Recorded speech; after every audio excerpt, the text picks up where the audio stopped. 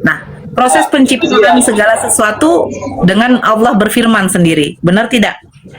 Nah, karena memang Kristen mengatakan firman itu berasal dari Allah, memang salah satu sifat dari Allah itu adalah berfirman. Bukankah Allah menciptakan segala sesuatu dengan berfirman? Kejadian 1 coba dibaca. Ketika Allah mengatakan, jadilah terang, maka terang itu jadi. Jadilah cakrawala, maka cakrawala itu jadi. Makanya kalau di dalam Al-Quran, kun fayakun, jadi maka jadilah. Yohanes 1 nomor 14, kun fayakun. Firman itu telah menjadi manusia. Yang berfirman siapa? Yang berfirman itu hanyalah Allah.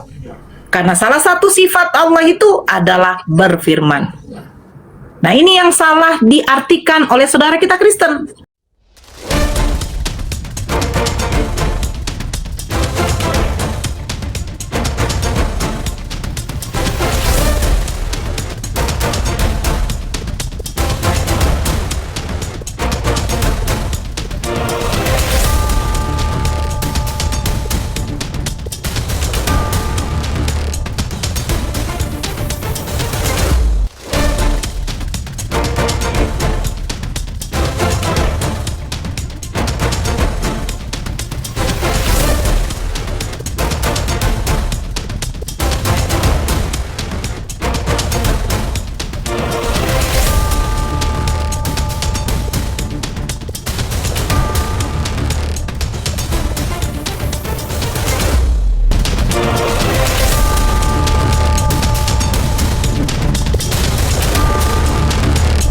Assalamualaikum warahmatullahi wabarakatuh. Selamat datang di channel Tanya Jawab Iman, tempat di mana Islam dan Kristen bertemu dalam ruang diskusi dan debat. Di sini, setiap argumen akan diuji dengan dalil, logika, dan kejujuran berpikir.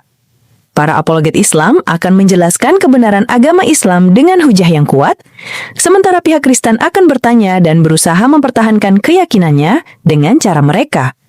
Ini bukan sekedar diskusi dan debatan, melainkan pembelajaran iman dan logika yang membuka mata kita tentang siapa Tuhan sebenarnya dan bagaimana manusia memahami wahyunya.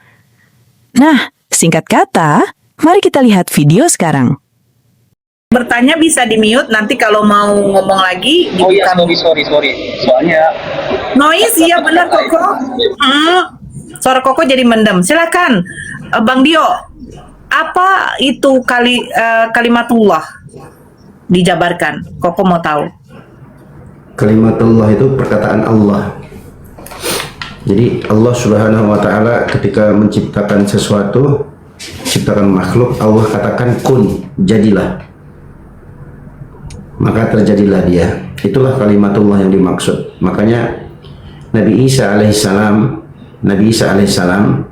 itu disebut sebagai kalimatullah karena dia diciptakan dengan kata kun, dan ini sama dengan nabi-nabi yang lain seperti dalam Al-Quran disebutkan inna mathala Isa indallahi kamathali Adam khalaqahu min turabin thumma qala lahu kun fayakun. Sesungguhnya permisalan penciptaan Nabi Isa alaihissalam itu sama seperti penciptaan Nabi Adam.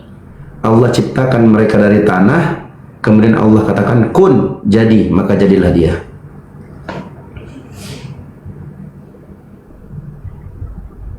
Sama Jadi seperti semua makhluk begitu. Cuman kenapa spesifik Nabi Isa dikatakan kalimatullah? Karena beliau alaihissalam memang spesifik penciptaannya itu tanpa seorang ayah. Nah, makanya digandengkan dalam Al-Quran penciptaan yang spesifik seperti ini sama dengan penciptaan Nabi Adam. Bahkan Nabi Adam lebih dahsyat, diciptakan tanpa proses orang tua, tanpa ibu dan ayah. Nah, makanya dua nabi yang spesifik ini, Nabi Adam alaihissalam tanpa dua orang tua, Nabi Isa alaihissalam tanpa ayah, itu digandengkan, disatukan, kata Allah, permisalan penciptaan mereka sama, diciptakan dari tanah, kemudian Allah katakan kun, jadi, maka jadilah dia. Gitu, Bang. Oke.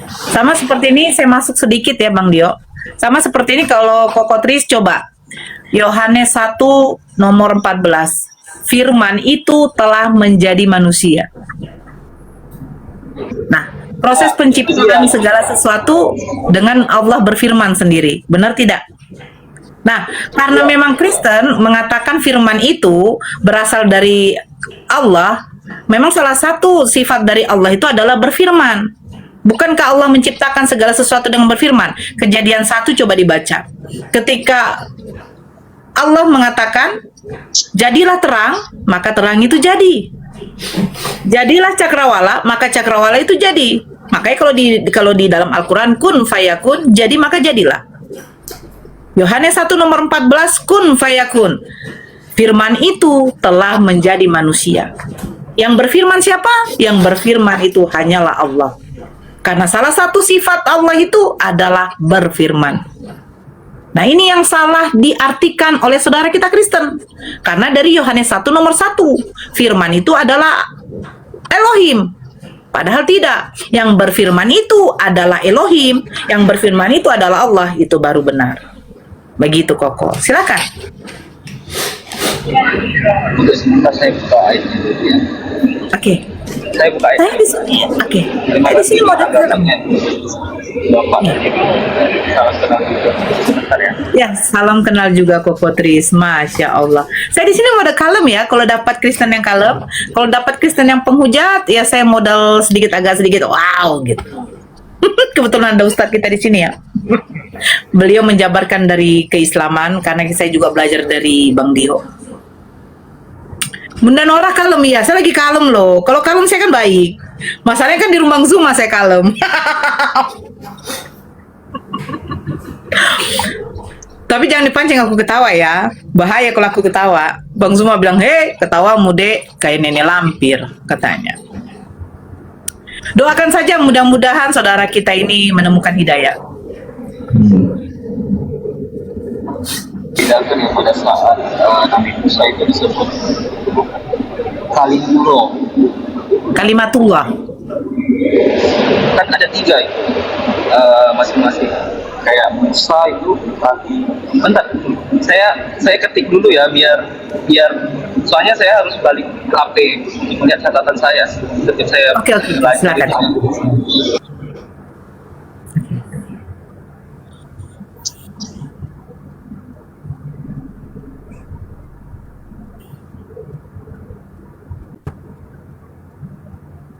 Hei, kalau kalian bilang gara-gara ada yang muda, enggak. Tidak ada yang menggantikan kegantengan, kebaikan, keramahan, pengertian, kasih sayang dari gondrongku ya. Hei, ini di Rumbang Zuma loh. Ini di Rumbang Zuma. Kalian jaga tappingan kalian biar saya tidak terpancing. Oke. Astagfirullahaladzim. Ya silakan Koko. Koko tapping di mana Koko? Saya tidak lihat Koko.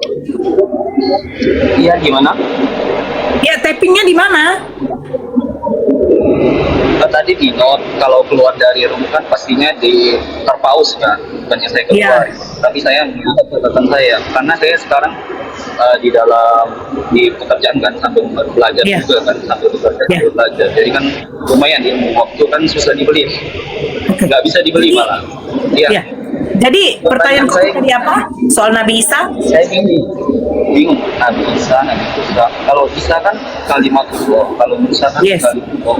Lalu Nabi Ibrahim itu kalimullah. Itu perbedaannya apa? Itu yang membuat saya bingung. Perbedaan apa, Koko? Kalau Isa kan kalimatullah. Kalau Isa kalimatullah. Iya, kalau Nabi Musa kalimatullah. Nah, terus? Kalimullah. Lalu kalau di Nabi Ibrahim itu kalimullah. Itu maksudnya apa ya? Apa? Kalau apa? Kalau Nabi Ibrahim itu kalimullah. Khalilullah, ya.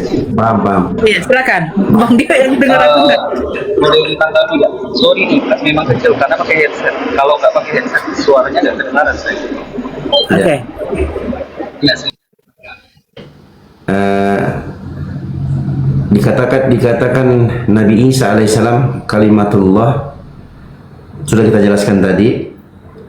kita naik ke Nabi Musa alaihissalam. Nabi Musa disebut sebagai kalimullah. Kalim itu isim fa'il dalam bahasa Arab bermakna maf'ul. Ini al-mukallam, orang yang diajak bicara langsung oleh Allah. Nabi Musa. Jadi Nabi Musa itu pernah berbicara langsung dengan Allah Subhanahu wa taala. Itu disebutkan dalam Al-Qur'an. Makanya dia disebut kalimullah. Nah, kalau Nabi Ibrahim alaihissalam itu disebut sebagai Khalilullah. Khalil itu artinya kekasih. Kalau kekasih artinya kekasihnya Allah. Nah, yang punya gelar kekasih Allah itu dua, Nabi Ibrahim sama Nabi Muhammad SAW. Kenapa dikatakan sebagai Khalil? Karena beliau adalah orang yang dikasihi, dicintai oleh Allah Subhanahu wa taala. Jadi semua penyandaran nanti abang dapat juga nanti kalau abang belajar Islam pelan-pelan. Ada penyandaran kepada Allah itu namanya mimbabit takrim, tashrif. Takrim itu pemuliaan. Jadi kalau ada yang disandarkan kepada, contoh Baitullah. Baitullah itu kalau kita translatekan ke dalam bahasa Indonesia, rumahnya Allah. Artinya rumah milik Allah. Itulah Ka'bah. Ka'bah itu mulia, digandengkan, disandarkan penamaannya kepada Allah. Ini bentuk pemuliaan, Bang. Sama kalau sahabat-sahabat, contoh sahabat Khalid bin Walid. Khalid bin Walid itu digelari apa? Saifullah, pedangnya Allah. Artinya pedang, maksudnya beliau ini adalah orang digelar sebagai pedang karena beliau ini adalah orang yang menjadi orang nomor satu dalam perang, komandan pasukan perang. Beliau digelari dengan Saifullah, itu lakop dari Nabi. Contoh yang lain, pamannya Nabi karena keberaniannya namanya Hamzah bin Abdul Muttalib. Nah, Hamzah bin Abdul Muttalib itu digelar sebagai Asadullah, singanya Allah. Nah, gitu. Jadi itu bentuk pemuliaan, ya. Nah, nabi juga begitu. Nabi Muhammad disebut Khalilullah, disebut Habibullah, disebut sebagai Kalimullah. Nabi Musa alaihissalam, Nabi Isa disebut Kalimatullah. Nah, itu ada semua dalilnya dalam hadis-hadis yang sahih dan dalam Al-Quran. Terima kasih, Ustaz. Sama-sama. Paham? Koko udah paham? Sebenarnya penjabarannya gini ya, Ko ya. Mungkin kalau saya sendiri saja Islam mendengarkan penjabaran dari Islam juga tentang yang seperti Koko tanyakan, itu memang prosesnya itu harus bertahap. Maksudnya pelan-pelan belajar. Kalau diterangkan sama Bang Dio, mungkin kalau kita menangkapnya secara tiba-tiba mungkin masih agak bingung karena memang menggunakan bahasa Arab.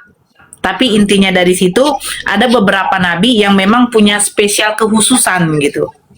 Nah, yang tadi salah satunya adalah Nabi Ibrahim dengan Nabi Muhammad, itu dikatakan adalah kekasih Allah. Mereka mempunyai kelebihan di situ. Makanya kita mengikuti diharuskan mengikuti milah Ibrahim. Itu dikatakan perintah sunat, berkurban, karena Nabi Ibrahim itu adalah seorang yang hanif, yang lurus. Walaupun ayah beliau itu bukan penyembah Allah gitu. Nah, itu maksudnya. Jadi kalau kalimatullah kepada Nabi Isa, karena Nabi Isa itu diciptakan dengan Allah berfirman langsung seperti penciptaan Nabi Adam. Jadi maka jadilah tanpa suatu proses. Seperti Nabi Adam tanpa proses adanya orang tua, Nabi Isa pun juga tanpa adanya seorang ayah.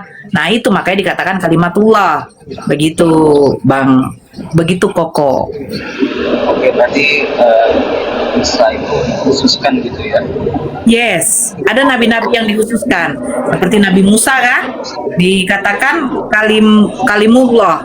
Karena Nabi Musa itu bisa langsung berbicara dengan Allah sendiri. Tapi memang kalau berbicara bukan langsung melihat Allah ya, tidak. Karena tidak ada satupun yang bisa melihat Tuhan, tidak ada satupun yang bisa melihat Allah. Nah, jadi Allah berfirman itu ada dua cara, yaitu salah satunya diutusnya malaikat Jibril sebagai malaikat Jibril yang tugasnya sebagai penyampai wahyu, atau di belakang tabir begitu. Contoh Nabi Musa kan menerima wahyu itu kan di belakang tabir. Benar kan? Tidak langsung bertemu kan? Sebab di dalam perjanjian lama pun dikatakan tidak ada yang bisa hidup memandang wajahku. Kata Allah itu sendiri kepada Nabi Musa begitu. Baik, paling itu saja. Oh, tanya lagi dong. Kami tuh pengen kali ditanya. Kalau memang ada pertanyaan, pasti saya selalu catat. Pasti saya selalu catat. Oke, oke, Kalau oke. masih mau tanya, Oke. Saya boleh bertanya nggak yang tipis-tipis aja, Koko? boleh, boleh, boleh. Oke, Koko masih meyakini bahwa sosok anaknya Bunda Maria itu pantas nggak untuk diberi gelar Tuhan? Kalau untuk sekarang ya di kejadian sendiri itu masih jadi pertanyaan saya. Di kejadian berapa itu? 1 ayat 2. Ya. Boleh nggak tolong dibuka ini? Soalnya saya Kejadian berapa kok? Oh, kalau untuk diskusi apa sih yang enggak? Kejadian berapa? Saya bukan merayu ya. Dia bertanya bisa nggak dibuka katanya karena dia nggak apa. Masya Allah. Gondrong tetap di hati saya. Kejadian berapa tadi Koko? Koko, nggak usah nyelam. Saya akan membantu. Ada Bang Zuma ini saya sudah dilempar ini. Bang Zuma, maaf ya Bang. Koko, kejadian 1 ayat 1 ayat kejadian 1 nomor 26. 26. Oke, sebentar ya. Saya baca ya. Berfirmanlah Elohim, baiklah kita menjadikan manusia menurut gambar dan rupa kita, supaya mereka berkuasa atas ikan-ikan di laut, dan burung-burung di udara, dan atas ternak dia, dan atas seluruh bumi, dan atas segala binatang melata yang merayap di bumi. Maksudnya bagaimana? Tandai kata kita itu. Kenapa? Kita itu di sana kita di sana kan Ya. ada satu kursi. Nah, Ya. di kita itu Ya. masih dalam pertanyaan. Nah, oke. Maksudnya kita itu siapa? Kan dia berfirman Allah. Baiklah kita menjadikan manusia menurut gambar dan rupa kita. Iya, kita itu di sana siapa? Apakah Allah itu? Kalau kita kan lebih dari satu. Nah, itu jadi pegangan sih. Untuk meyakini. Ya, maunya Koko bertanya dong sama pendetanya ya Iya. kan? Iya, makanya saya masih bertanya apakah ibu bisa menjawabnya atau Ustaz kan udah belajar juga kan lebih mendalami. Kalau saya kan ya hanya sekilas saja. Mau pertanyaan belum ada sisi tanya jawab, jadi bisa tanya. Iya. Contoh satu Ustadio, kata kami di dalam surah apa itu? Satu saja. Kenapa Kak? Kata kami di dalam Al-Quran. Di dalam surah apa? Banyak. Inna nahnu nazzalna dzikra.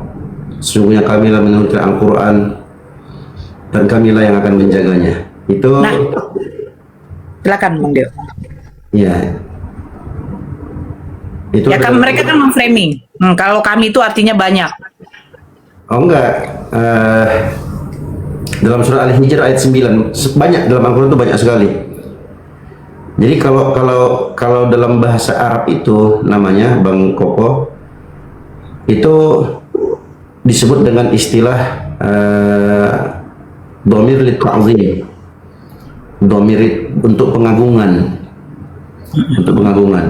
Nah, jadi ketika ada kata kami di situ, bukan berarti kami itu banyak, belum tentu juga, karena biasa dalam bahasa Arab itu ada bentuk pengagungan. Allah Subhanahu wa taala gunakan kata kami. Allah mengagungkan dirinya sendiri. Bukan berarti banyak. Oke, dan ini selaras dengan bahasa Indonesia. Kalau Koko bisa cek nanti, kata kami dalam KBBI itu ada 2 makna. Makna yang pertama yang berbicara bersama dengan orang lain, itu satu, yang ini yang paling sering kita maknai. Dan yang kedua itu yang berbicara itu adalah orang besar, seperti raja. Nah, raja kalau ngomong, kami perintahkan kepada seluruh rakyat kami, maksudnya rajanya bukan banyak, rajanya cuma satu, tapi si raja itu ngomong kami itu menunjukkan dia itu adalah orang yang besar gitu. Nah, itu ada penggunaannya dalam di KBBI. Nah, itu selaras, dan kalau dalam Al-Quran itu namanya dhamir lit ta'zim, pengagungan, kata ganti untuk pengagungan. Nah, itu berlaku Koko dalam Islam itu. kita menggunakan kata jamak itu untuk memuliakan. Contoh gini ya, Koko. Dalam bahasa Arab itu anta. Anta itu artinya Anda. Oke. Kalau lawan bicara kita itu dua orang, berarti antuma. Dua orang. Kalau banyak lawan bicara kita panggil mereka antum, kalian. Nah, tapi karena saya muliakan Koko Tris ini kan sendiri nih. Saya bilang, Koko, antum sudah makan belum? Antum sudah makan belum? Harusnya kan saya pakai kata, Koko, anta sudah makan belum? Nah, tapi karena saya memuliakan Koko, saya panggilnya antum. Antum sudah makan, Koko, antum sudah makan belum? Nah, itu saya memuliakan Koko itu. Saya menggunakan kalimat jamak menunjukkan Koko ini adalah orang yang saya hormati, gitu. Itu ada, itu namanya uslubul lughah namanya. Uslub penggunaan bahasa. Nah, seperti itu. Jadi bukan berarti banyak. Ya. Kenapa saya larikan? Maaf sedikit, kenapa saya larikan ke Al-Quran? Ini maaf ya, ini kan yang menontonkan lebih dari 2.000. Jadi kita edukasi. Banyak saudara Kristen memframing kata kami itu berarti Allah itu lebih dari satu. Ini edukasi. Nah, sementara Koko tadi tanya soal kita yang di dalam Bible-nya, itu makanya saya tidak mau menjelaskan, biarlah pendetanya menjelaskan. Menciptakan manusia segambar dan serupa dengan kita, itu maksudnya apa?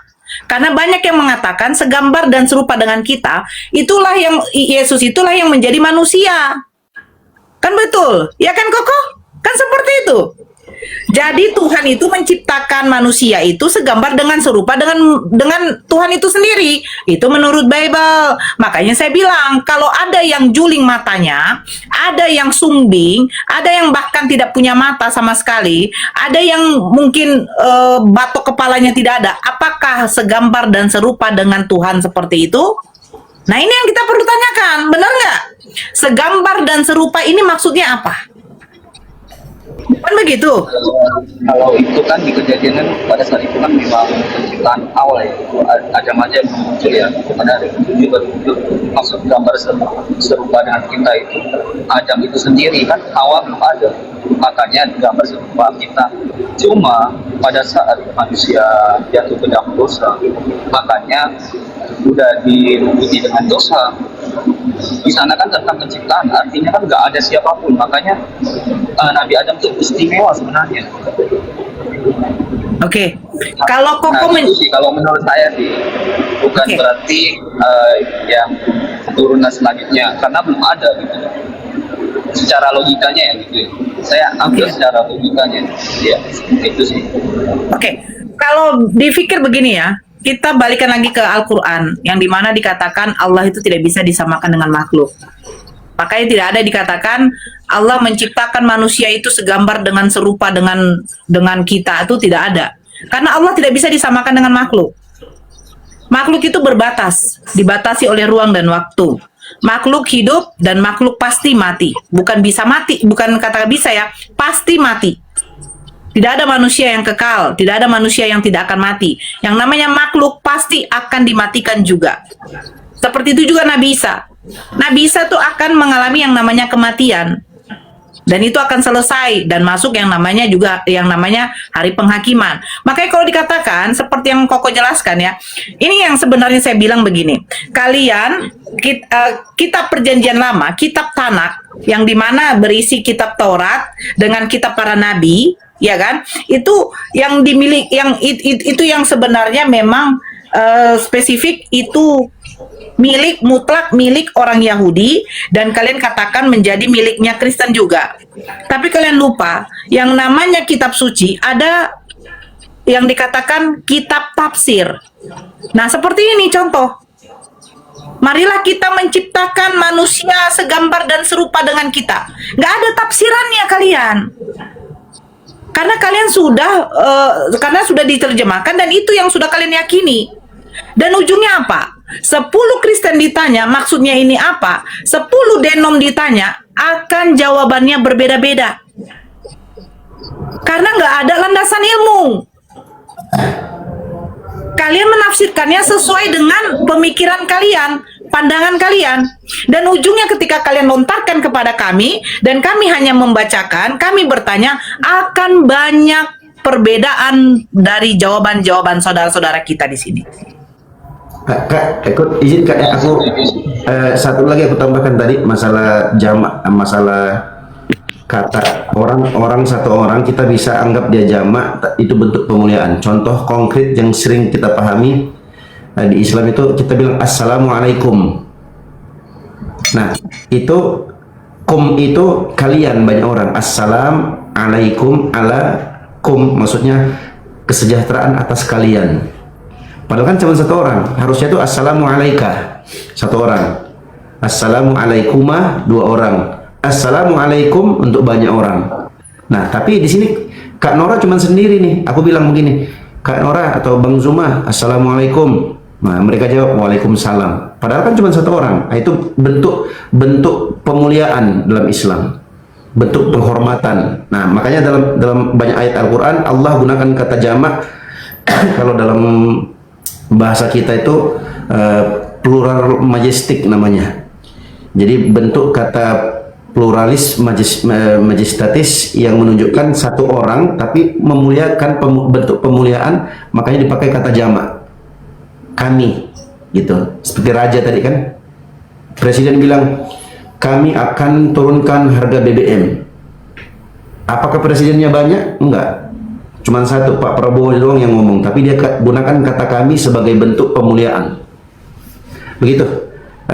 Izin ya, Koko, saya izin pamit dulu, saya mau pimpin sholat dulu. Kan orang izin dulu sebentar. Oke, Pak.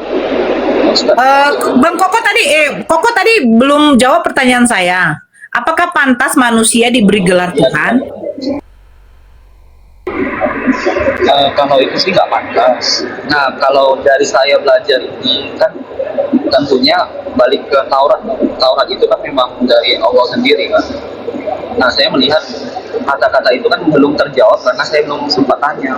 Kalau hanya pakai bahasa Indonesia, bahasa sehari-hari aja, yuk kita sudah makan kok. Nah, itu paham saya. Tapi kita mau lihat kayak tulisan Arab kan sulit dimengerti. Makanya saya tanya tentang Khalilullah, Kalimatullah. Makanya saya tanya, apa sih artinya? Dan di sana saya notice itu firman menjadi manusia kan. Nah, itu jadi pertanyaan besar. Kalau ibu tanya saya seperti itu, kenapa percaya Yesus itu Tuhan atau tidak? Nah, memang sudah dinubuatkan sebelumnya. Memang kitab Taurat itu bukan kitabnya orang Kristen, tapi kenapa orang-orang Kristen itu mengklaim bahwa itu kitab kita juga? Karena sejarahnya itu Yahudi, itu kan kitab Yahudi, artinya keturunan Yahudi tetap mendapatkan warisan tersebut gitu loh. Nah, secara pemikiran saya ya, kenapa bisa jadi kitabnya Kristen? Nah, sejarahnya seperti itu. Nah, balik lagi, itu saya nggak terlalu bahas yang tentang kita itu. Kan ibu tadi tanya apakah pengen, kenapa kan? Nah, jawaban saya yang pertama balik lagi ke kejadian 1 itu. Karena kejadian 1 memang Tuhan atau Allah sendiri yang ngomong. Makanya saya notice di sana, belum sempat tanya ke pendeta. Kalau pendeta kan pasti mau tanya dong, tulisan aslinya seperti apa, artinya apa sih? Kalau bahasa Indonesia sangat sulit dimengerti, makanya saya baca yang Inggris. Seperti itu sih. Nah, seperti itu, Bu. Jadi Yesus itu diberi gelar Tuhan karena memang ada nubuatan dari perjanjian lama, begitu?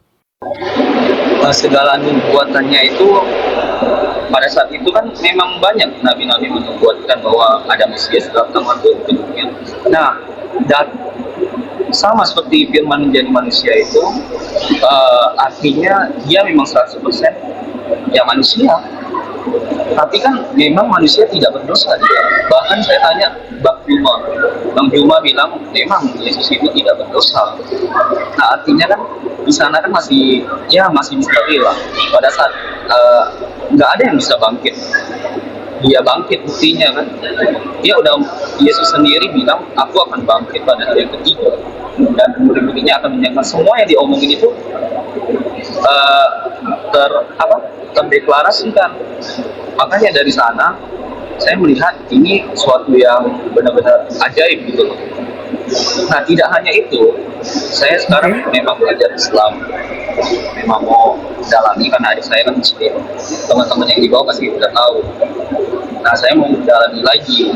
Ya, kedua agama ini memang saya lihat ya memang yang paling sempurna lah menurut saya. Cuma harus dipelajari. Kalau belajar satu aja kurang adil dong.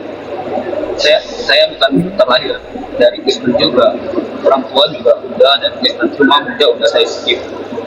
Kebetulan ibu tiri saya muslim, jadi adik saya muslim. Nah, di sana kan ada perbedaan kan. Nah, di sana kami sharing. Daripada kita sharing nggak jelas, nggak ada tentu jawaban, adik saya juga nggak terlalu cerdas. Makanya saya belajar sama Bang Juma dan teman-teman di sini, sering melihat live-nya gitu loh. Seperti itu sih. Oke. Itu nanti sebenarnya penjabaran soal Yesus bangkit pada hari yang ketiga itu sebenarnya sudah dibahas oleh Bang Zuma, tema yang kemarin soal salib, ya. Padahal kebangkitan itu untuk angkatan yang jahat. Kita tahu itu. Yesus sendiri tidak pernah mengatakan bahwa dia akan mati dan bangkit pada hari yang ketiga, enggak. Cuman angkatan jahat meminta tanda. Itu nanti Bang Zuma yang akan jelaskan. Nah, saya cuman di sini bertanya kepada Koko, ini maksudnya begini. Yesus seorang nabi, ya, yang kami imani, Nabi Isa alaihissalam, atau di dalam Kristen itu Yesus itu hanyalah seorang nabi yang dikhususkan hanya untuk Bani Israel. Yesus sendiri mengatakan, aku diutus hanya untuk domba-domba yang hilang dari umatku, yaitu Bani Israel. Bahkan di dalam Matius 17 nomor 9 Yesus mengatakan, aku berdoa hanya untuk mereka, bukan untuk dunia aku berdoa. Berarti fix Yesus hanya dikhususkan untuk Bani Israel. Sama juga dengan Nabi Musa, kan begitu. Nah, pantas nggak Yesus dijadikan Tuhan? Makanya saya bilang kalau di dalam Islam makhluk itu tidak boleh untuk dijadikan Tuhan, karena makhluk itu berbatas. Makhluk tidak bisa memiliki gelar kemahaan. Apakah Yesus maha suci? Tidak. Yesus dikeluarkan, normalnya bagaimana wanita dilahirkan. Yesus BAB, Yesus buang air kecil, layaknya manusia biasa. Dan makanya maha suci itu tidak pantas dilekatkan kepada manusia. Apakah Yesus dikatakan maha hidup? Kristen meyakini Yesus pernah mati. Dan bahkan yang namanya makhluk pasti mati. Jadi gelar kemahaan hidup kepada Yesus itu tidak pantas untuk dilekatkan kepada beliau. Karena Yesus manusia hakikatnya. Lukas 1 nomor 31, malaikat Gabriel mengatakan kepada Bunda Maria, engkau akan melahirkan seorang anak. Seorang. Berarti manusia hakikatnya, bukan Tuhan. Nah, apakah Yesus berdosa? Tidak. Jangankan Yesus, semua nabi dan rasul itu dikatakan maksum. Artinya apa? Dijaga oleh Allah agar tidak berbuat maksiat, lidahnya tidak berkata dusta. Makanya setiap nabi itu keturunannya itu akan diperlihatkan keturunan yang betul-betul keturunan yang soleh. Beda kalau di dalam Kristen. Saulus yang bertobat menjadi Paulus dijadikan rasul. Sementara rasul dan nabi itu dipilih oleh Allah itu dari keturunan, memang keturunan yang soleh. Nabi Musa, ya, keturunan yang soleh mereka. Dan mereka betul-betul dijaga oleh Allah agar tidak mengucapkan kata-kata dusta, sikap-sikap mereka. Karena apa? Mereka itu dijadikan panutan bagi kaumnya. Kan begitu. Apakah Nabi Musa mengajarkan menyembah kepada ilah lain? Tidak. Apakah Nabi Ibrahim mengajarkan menyembah kepada ilah lain? Tidak. Walaupun ada nabi yang memang keluarganya itu ada beberapa yang tidak mengikuti ajaran ayahnya. Salah satu seperti Nabi Ibrahim. Lut, istrinya tidak mengikuti. Nabi Ibrahim juga, Nabi Nuh yang anaknya tidak mengikuti ajaran ayahnya. Nabi Ibrahim yang dimana bapaknya itu seorang penyembah berhala. Nah, ini saya katakan, ya, itu ujian bagi setiap nabi. Tetapi yang namanya nabi dan rasul itu maksum. dijaga oleh Allah dari perbuatan-perbuatan yang mengakibatkan akan jatuh ke dalam dosa. Jadi kalau dikatakan Yesus tidak berdosa, yes. Nabi Musa tidak berdosa, yes. Tapi bukan berarti karena tidak berdosa, tidak melakukan suatu kesalahan, itu bukan berarti akan dituhankan.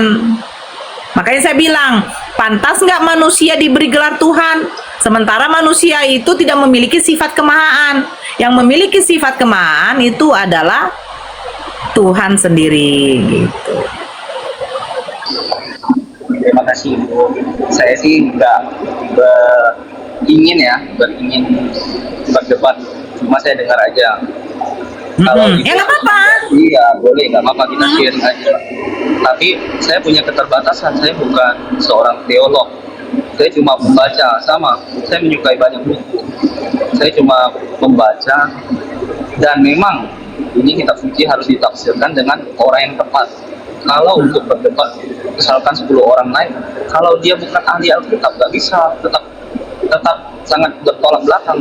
Apalagi yang ilmunya masih di bawah, nggak bisa. Jadi kalau memang mau berdebat itu dengan orang yang tepat gitu loh. Kalau ibu hanya sharing, saya senang. Boleh kita sharing ibu, saya menerima. Nah, cuma kedatangan saya ini cuma untuk belajar sih tentang Islam. Tidak ingin mencari, balik lagi deh untuk sharing tentang firman Tuhan. Kalau memang ragu ya tanya. Kalau di sini kan Bang Duma, terus ada Ustadz lagi. Nah, kan cocok, daripada saya harus keluar dari tempat kerja saya harus cari atau berguru lagi, kan merepotkan lagi. Ini kebetulan forum yang boleh masuk, jadi setiap orang yang di sini boleh tanya gitu loh. Berdebat nggak ada gunanya, kitabnya aja udah beda gitu loh, nggak akan ketemu. Kalau membandingkan satu dan yang lain tentu nggak akan ketemu, kecuali bahas Alkitab, ya udah dia fokusnya kemana, penafsiran sebelumnya kayak gimana gitu loh. Kalau menurut saya ya. Nah, kalau ibu mau sharing, saya senang Bu, dapat ilmu juga saya. Iya. Jadi begini Koko begini. Kalau kita di dalam Islam itu tidak mengenal begini. Saya bukan sekolah teologi yang bisa menafsirkan Bible. Sebenarnya itu salah. Saya katakan salah. Kenapa? Coba berpikir. Bible kalian menggunakan bahasa Indonesia. Bagaimana mungkin mau ditafsirkan lagi berbahasa Indonesia? Kan begitu? Iya, memang benar, setuju saya. Nah, jadi aturannya kitab suci itu harus dari original. Yang dimana original itu ketika diterjemahkan, baru di situ nanti ada yang kitab tafsir untuk menafsirkan ayat per ayat. Nah, kalau dikatakan saya bukan seorang teologi yang bisa menafsirkan Bible. Lah, sekarang pertanyaannya begini. Bedanya di Islam dengan Kristen, kalau di Islam ini, anak yang kecil itu sudah bisa dipondokkan, dipesantrenkan untuk belajar Islam. Beda di Kristen. Kristen harus tamat SMA, baru mengambil kuliah, biar mendapatkan sekolah teologi. Yang dimana nanti gelarnya sebagai seorang pendeta. Benar kan? Keadilan ini sekarang soal keadilan. Bagaimana kalau orang yang tidak ada uang untuk dia belajar teologi? Jangankan SMA, SMP saja belum tentu dia akan bisa tamat. Beda kalau di dalam Islam. Ketika anakmu sudah bisa sekolah, kamu udah bisa pesantrenkan. Nah, di situ sudah bisa anak-anak kita itu belajar. Tidak perlu pun dia harus tamat SMA, kuliah, baru dia bisa mendapatkan ilmu pengetahuan tentang Islam. Tidak perlu. Ini bedanya saya bilang belajar di dalam Islam dengan belajar di dalam Kristen. Yang herannya lagi ketika Kristen mengatakan begini, saya tidak bisa menafsirkan Alkitab saya. Tetapi Kristen lupa ketika kita mengatakan Yohanes 17 nomor 3. Itu sama seperti kalimat syahadat di dalam Islam. Mengenal satu-satunya Allah itu Tuhan yang Esa, dan Nabi Muhammad adalah Rasul utusan Allah. Mengenal satu-satunya Allah itu Tuhan yang benar, dan Yesus Kristus adalah utusan. Sebenarnya simple. Tapi karena banyaknya Kristen-Kristen, saudara Kristen kita ini tidak mendapatkan ilmu pemahaman soal teologi dan akhirnya menafsirkan Bible-nya sesuka hati. Sebenarnya tidak perlu ditafsirkan lagi. Yesus sudah mengatakan hidup yang kekal itu bahwa mereka mengenal Engkau satu-satunya Allah itu yang benar, dan Yesus Kristus adalah utusan fix. Yesus utusan. Satu-satunya Tuhan yang benar adalah Allah. Makanya dia mengatakan, aku bersyukur kepadamu Bapa Tuhan langit dan bumi. Fix, Yesus punya Tuhan. Hai Bani Israel, dengarkanlah Tuhan Allah kita, Tuhan itu Esa. Fix. Yesus punya Tuhan. Tetapi selalu dijabarkan dengan sesuka hati. Oh Nora, Yesus itu adalah Tuhan. Dia dengan Bapa satu. Di mana Yohanes 10 nomor 30, aku dan Bapa adalah satu. Padahal kalau kita buka di dalam Yohanes 17, mulai dari ayat 1 sampai seterusnya, apa dikatakan Yesus? Bapa, permuliakanlah aku agar aku bisa mempermuliakanmu. Segala pekerjaan yang engkau berikan kepadaku telah aku kerjakan. Artinya apa? Yesus diberikan mandat oleh Tuhannya. Mukjizat yang dia lakukan itulah pekerjaan itu maksudnya. Ketika dia membangkitkan Lazarus, apa dikatakan? Ya Bapa, aku bersyukur kepadamu karena engkau selalu mendengarkan aku. Karena banyak orang di sekelilingku, aku ingin menyatakan kemuliaanmu bahwa engkau telah mengutus aku. Berarti Yesus menerima mandat.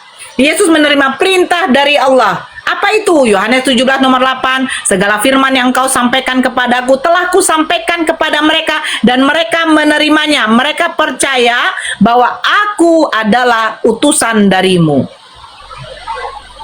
Makanya saya bilang, Kristen ini menafsirkan Bibelnya sesuka hatinya. Aku dan Bapa adalah satu, jadi mereka satu hakikat. Mereka lupa bahwa Bapa itu hakikatnya adalah ilahi. Yesus hakikatnya adalah manusia. Bagaimana mungkin manusia dengan ilahi mau disatukan? Bagaimana mungkin plastik dengan besi mau disatukan? Tidak mungkin.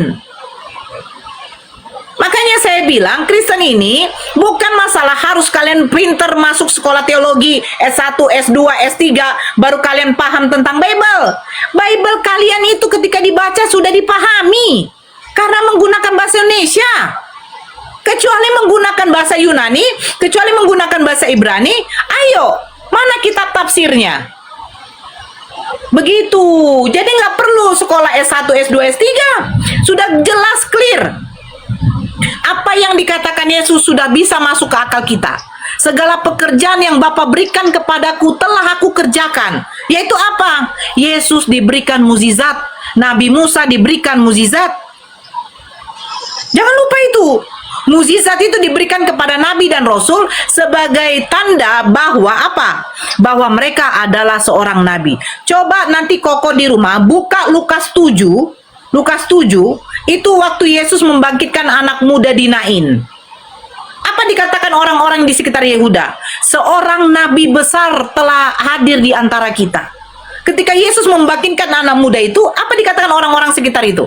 Seorang nabi besar, bukan Tuhan. Karena orang Yahudi tahu mukjizat itu yang dilakukan oleh manusia, berarti manusia itu adalah seorang nabi. Gitu. Benar kan, Koko? Iya. Ibu marah ya? Enggak kan? Enggak, saya memang begini. Soalnya suaranya makin gede gitu loh. Ya, Karena bercanda. Maksudnya awalnya kan lemah lembut, wah senang nih. Sekarang juga senang dapat ilmu juga, makin keras kan ilmunya makin keras juga. Karena kok saya background saya juga dulu Kristen. Saya karismatik, tapi bapak saya, ibu saya GPDI. Kami memang Kristen dari lahir. Gitu. Koko udah dipanggil tuh, udah diperingati tuh. Koko, ayo kerja katanya. Enggak, itu karyawan. Karyawan. Teman-teman Iya. kerja, tanyain makan. Nggak penting lah itu. Punya kita lebih penting nih, bahas kebenaran nih. Iya Koko, saya bukan marah ya Kok ya. Saya memang Ya, orangnya paham. Saya bercanda. Ya. Biar nggak terlalu serius kan. Iya. Gini loh, maksud saya tuh mungkin saya salah bicara ya. Memang udah ditafsirkan menjadi bahasa Indonesia. Cuma untuk sudah diterjemahkan Koko. Beda tafsir, beda terjemahan. Sudah Iya, diterjemahkan bahasa Indonesia. Nah iya, ada orang yang bisa menanggapi tapi sulit menjelaskan. Yes. Dia ngerti, tapi nggak sepenuhnya mengerti. Dikasih gambaran baru mengerti. Nah, sama halnya ibu barusan menjelaskan saya, oh iya, nah barulah saya mengerti gitu loh. Nah maksud saya sih itu sih Bu. Nah kalau untuk bahas Kristen kayaknya jangan dibahas dengan saya deh Bu. Kurang kurang dalam ilmu saya. Karena begini kok. Ya, boleh sharing. Ya. Saya kenapa begini ya? Saya berpikir begini saja sih. Ketika doktrin itu sudah mengalahkan akal logika kita. Ketika doktrin itu sudah mengalahkan akal logika kita. Ini logika satu saja ya. Yesus disalibkan, yang kita tahu nih doktrin dari gereja ya. Dari gereja, bukan Yesus ya. Karena Yesus tidak pernah mengajarkan penebusan dosa. Cari satu ayat saja di mana Yesus disalibkan untuk menebuskan dosa. Yang kita baca mulai dari Matius, Markus, Lukas, Yohanes, Yesus dihadapkan di hadapan Pontius Pilatus itu bukan karena Yesus mengaku bahwa dia itu adalah anak Elohim atau saya disalibkan untuk menebus dosa. Nggak pernah. Satu pun nggak ada. Jadi Yesus disalibkan karena apa ya? Karena kedengkian, iri hati mereka, ketakutan mereka ketika nanti mereka tahu ada orang yang bisa melakukan mukjizat dan nanti Roma menguasai orang bangsa Yahudi.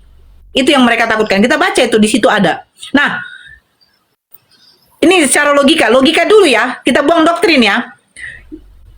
Penebusan dosa. Kalau memang Yesus datang untuk menebus dosa, apa artinya bertobatlah kamu sebab kerajaan surga sudah dekat? Kenapa Yesus mengajarkan pertobatan? Kenapa Yesus mengajarkan kepada murid-muridnya yang isi doa Bapa kami dan ampunilah kami akan kesalahan kami seperti kami juga mengampuni orang-orang yang bersalah kepada kami. Ya Bapa ampunilah mereka sebab mereka tidak tahu apa yang mereka perbuat. Kenapa Yesus mengajarkan pertobatan, bertobat? Sementara Kristen sudah meyakini pertobatan itu hanya ada pada waktu Yesus datang untuk disalibkan menebus dosa. Contoh Koko Tris, saya kasih uang 100 juta di suatu supermarket. Koko, ambil apa saja di dalam supermarket ini, saya sudah kasih situ 100 juta. Jaminan, benar tidak? Tapi ketika Koko belanja di supermarket itu, Koko tetap membayar. Jadi yang 100 juta ini sia-sia atau tidak? Sia-sia. Yesus datang menebus dosa manusia. Apakah sekarang manusia tidak berbuat dosa? Berbuat dosa. Jadi penyalipan dia bagaimana? Sia-sia enggak? Sia-sia. Jadi ajaran yang namanya penebusan dosa dengan cara mematikan manusia, karena Tuhan membutuhkan darah yang suci, darah yang tidak berdosa, yang hanya ada pada Yesus katanya, itu semua bullshit. Tidak mungkin. Inilah anak yang kukasihi, kepadanya lah aku berkenan. Itu maksudnya apa? Allah mengasihi Nabi dan Rasulnya, kepadanya lah aku berkenan. Kepada Nabi dan Rasulnya itulah Allah menyampaikan segala sesuatu perintahnya. Hai dengarkanlah, ini Nabi dan Rasul yang kuutus kepadamu. Taatilah. Karena mereka membawa wahyu dariku. Mereka membawa perintah dariku. Makanya dikatakan kepadanya lah aku berkenan. Masa mungkin dia mengasihi, dia memberikan perintah kepada Nabi dan Rasulnya untuk menyampaikan wahyu, terus tiba-tiba dia biarkan, Allah biarkan mati terkutuk. Coba Koko bayangkan, Siti Maryam atau Bunda Maria mengandung tanpa adanya suami, betul tidak? Kalau menurut tradisi Yahudi soal pernikahan, perempuan yang hamil di luar nikah harus dirajam sampai mati, betul tidak? Makanya Nabi Isa itu ditolak oleh kaumnya. Makanya Siti Maryam itu dihujat, dikatakan seorang wanita penzina. Tetapi Allah menyelamatkan. Kalau di dalam Al-Quran, Nabi Isa diberikan mukjizat. Dia bisa berbicara pada waktu kecil untuk menyelamatkan ibundanya. Tapi kalau di dalam Kristen menyelamatkan si Bunda Maria dengan cara dinikahkan dengan Yusuf. Sebenarnya tidak boleh. Kan begitu? Nah, coba bayangkan. Berapa bulan Siti Maryam atau Bunda Maria menanggung hujatan-hujatan, cercaan-cercaan dari kaum keluarganya. Dari kaumnya sendiri. Kau wanita penjina kamu. Kamu lihat kamu adalah keturunan dari Harun, seorang yang soleh. Tapi kau berbuat zina. Ayahmu dengan ibumu adalah seorang yang soleh. Ali Imran itu terkenal. Di kaumnya sebagai seorang yang soleh, keluarga yang soleh itu loh. Ketika Siti Maryam menanggung hujatan-hujatan itu, masa Allah membiarkan juga anaknya Siti Maryam, Isa, ibnu Maryam, itu harus mati terkutuk menurut Galatia 3 nomor 13. terkutuklah yang digantung pada kayu salib. Coba, naas sekali kalau begitu. Sudahlah ibunya menanggung derita, 9 bulan mengandung, menghadapi, mendengar hujatan-hujatan. Tiba anaknya harus mati disalibkan. Gak adil dong. Benar nggak? Benar-benar. Makanya nggak ada yang namanya katanya Yesus disalibkan. Anaknya Bunda Maria itu tidak disalibkan. Karena di dalam Mazmur 118 nomor 17, aku tidak akan mati.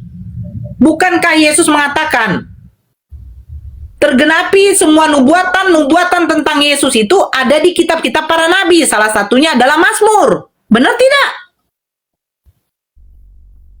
Jadi sejak kapan anaknya Bunda Maria itu harus mati, disalibkan, terkutuk? Ya, saya boleh menanggapi, Ibu? Silakan. Iya, kalau di Quran memang bahwasanya ceritanya berbeda. Kalau di Kristen dia mati, memang mati dia. Dan namanya manusia pasti mati, artinya kan manusia, benar dong. Nah, tapi kan pada hari ketiga dia bangkit, benar. Nah, yang membuat saya percaya itu satu kata aja yang keluar dari Yesus. Saya tidak mau mendengar perkataan dari Paulus ke apakah, ini kan langsung sendiri dari Yesus. Dia bilang, aku adalah jalan kebenaran dan hidup. Tidak ada seorang pun yang sampai kepada Bapa kalau tidak melalui aku. Berarti kan tidak ada jalan lain kalau bukan melalui dia. Benar? Nah, itu Ibu menanggapinya gimana ya? Makanya saya bilang, coba Matius 15 nomor 24. Saya buka ya, oke? Saya buka ya. Buka ya. Ini sudah pernah nggak dibaca sama Koko? Sebentar. Matius 15. Oke, saya buka ya. Aku adalah jalan kebenaran dan hidup, tidak ada yang bisa ke Bapa tanpa melalui aku. Cuman Koko lupa ketika Yesus mengatakan ini.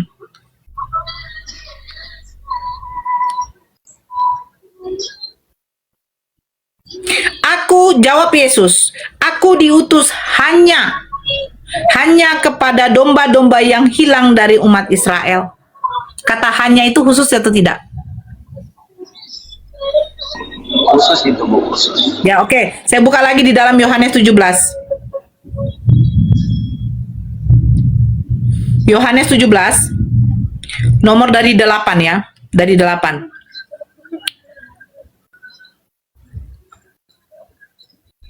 Sebab segala firman yang engkau sampaikan kepadaku telah kusampaikan kepada mereka. Yesus menerima firman dan hanya menyampaikan kepada mereka. Mereka siapa? Perikopnya itu doa Yesus untuk murid-muridnya, bukan untuk kalian. Terus selanjutnya saya baca lagi ya. Mereka tahu benar-benar bahwa aku datang daripadamu. Artinya Yesus diutus. Dan mereka percaya bahwa engkaulah yang telah mengutus aku. Muridnya percaya Yesus hanyalah utusan. Nah, terus nomor 9-nya. Aku berdoa untuk mereka. Mereka kepada siapa? Kepada muridnya. Bukan untuk dunia aku berdoa, tetapi untuk mereka yang telah engkau berikan kepadaku, sebab mereka adalah milikmu. Di mana Yesus menjanjikan dia jalan kebenaran untuk semua manusia? Kalau beda kepada Nabi Muhammad. Nabi Muhammad diutus untuk manusia, semua manusia. Yesus hanya untuk Bani Israel. Makanya saya heran yang murid-muridnya menerima Yesus itu sebagai utusan. Makanya dikatakan yang nomor 8-nya apa? Dan mereka percaya bahwa engkaulah yang telah mengutus aku. Mereka percaya Yesus itu utusan, bukan Tuhan. Datang kristeng, datang mesianik, mempercayai Yesus itu Tuhan karena juru selamat. Begini Koko, Tuhan itu bukan juru selamat Koko.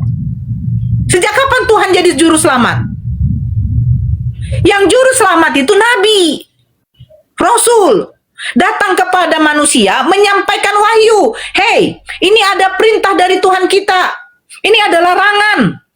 Ada kewajiban yang harus kamu kerjakan, ada larangan yang harus kamu jauhi. Ketika kamu melakukan itu, dan poin utama, kamu harus menyembah kepada Tuhan. Tuhan siapa?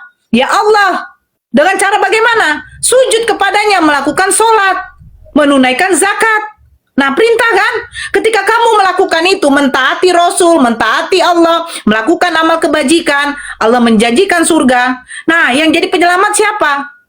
Ya, Nabi itu menyampaikan pesan, menyampaikan wahyu, menyampaikan ada larangan dengan hukum, manusia mengikutinya, manusia mentaatinya, kamu masuk surga. Bukan Tuhan yang menjadi juru selamat. Makanya dia dikatakan jalan. Jalan bukan berarti tujuan, benar tidak? Aku adalah jalan. Dia hanya jalan, perantara. Gitu. Iya, jalan itu memang perantara. Nah, Koko harus punya nasab Yahudi dong, Kok. Apa? Koko harus punya nasab band Yahudi. Iya, seharusnya saya harus seorang Yahudi, memang asal muasal kan dari Yahudi seharusnya. Harusnya Cuma kan? kan ada nubuat. Bagaimana? Oh ya, ini tentang Islam. Bagaimana nubuat tentang Nabi Muhammad ya? Kenapa? Bagaimana tentang nubuat? Pada akhirnya ada Nabi Muhammad. Nubuatnya itu dari mana? Terus Tauratnya itu apakah Tauratnya Yahudi? Injilnya gimana? Gitu. Bisa nggak penjelasan? Ini masih dalam pertanyaan, cuma saya mau belajar tentang Quran. Jadi kan harus dalami Quran dulu baru ke yang lain. Maksudnya tuh Taurat sebelumnya itu Taurat yang mana gitu, yang gitu. Apakah Tauratnya Yahudi atau gimana? Kalau Kristen kan memang mengikuti Taurat karena kan dari turunan kan dari Yahudi. Nah seperti itu sih. Bisa nggak kalau dibantu kalau ibu tahu sharing nggak? Sorry, suara agak kecil nih karena pakai headset. Gak mungkin apa-apa. kita didengar orang. Coba Bang Dio monitor Bang Dio. Udah siap Bang Dio? Iya, gimana Kak? Ya, silakan. Ayat yang mengatakan bahwa memang ada kitab terdahulu yang diberikan kepada 3 nabi, tetapi kitab itu sudah tidak ada dan Al-Quran lah yang sekarang menjadi sebagai petunjuk. Silakan Bang Dio. Ya, itu disebutkan dalam Al-Quran.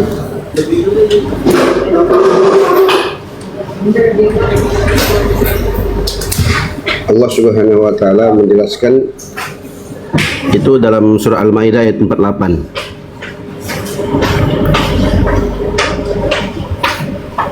Jadi Al-Quran itu adalah muhaiminan, penjamin dari kitab-kitab sebelumnya. Sesungguhnya kami telah menurunkan kepadamu Alkitab dengan benar sebagai pembenar, membenarkan apa yang ada datang sebelumnya, kitab-kitab yang datang sebelumnya. Wa muhaiminan alaihi, dan Al-Quran itulah yang menjaganya. Nah, apa kitab-kitab yang diturunkan oleh Allah Subhanahu wa taala sebelumnya? Nah, itu lihat di ayat sebelumnya, itu kisah tentang Nabi Isa itu. Al-Maidah Al-Maidah naik ke 47, naik ke 45, 44, itu kisah Nabi Isa itu, ke Injil. Jadi Injil dan Taurat yang diturunkan itu dijaga dan diluruskan oleh Al-Quran. Jadi Al-Quran itu membenarkan kitab-kitab sebelumnya yang inti ajaran kitab-kitab sebelumnya itu adalah mengajak mereka untuk mengesahkan Allah Subhanahu wa taala. Itu intinya. Dan meninggalkan segala bentuk peribadatan, penyembahan kepada selain Allah.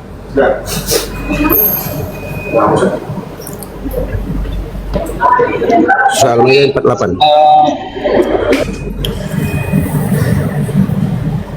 Aku sambil makan, Kak. Oh ya, itu maksudnya tuh begini, Koko. Apakah orang Yahudi kitab Taurat yang sekarang sama orang Yahudi itu adalah kitab Taurat yang betul, yang itu dari yang diturunkan kepada Nabi Musa? Kalau kami katakan tidak, karena sudah dikatakan kitab-kitab itu sudah tidak ada, sudah tidak ada lagi. Jadi kitab Taurat yang diimani orang Yahudi sampai sekarang ini itu bukan kitab Taurat yang diturunkan kepada Nabi Musa. Bukan. Kitab Injil pun yang kalian katakan itu adalah Injil kalian itu bukan. Nah, di sini yang sering buat bingung. Ya. Memang dikatakan nggak ada kan, tapi mereka udah mengimani, nggak mungkin mereka tidak menjaga kitab mereka gitu. Sedangkan contoh aja Kristen yang abad selanjutnya aja, Katolik Kristen tetap masih jaga.